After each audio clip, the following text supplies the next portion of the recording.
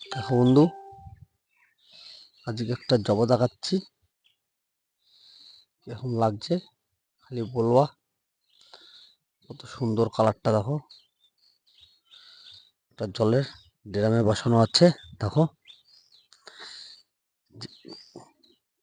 জানুয়ারির 15-20 তারিখে কাটিং হবে সব গাছ। দেখো ফুলগুলা খালি দেখো তোমরা। আমার দ্বারে 40 রকমের জবা আছে। বর্ষাতে এত বর্ষা হয়েছে এবার, সব গাছ খারাপ হয়ে যাচ্ছে। যত স্প্রে করি কাকা, আমি স্প্রে করি কাকা। এবার বর্ষাটা চলে গেছে, কি কি সার ইউজ করি সেটা তোমাদের দেখাবো আমি।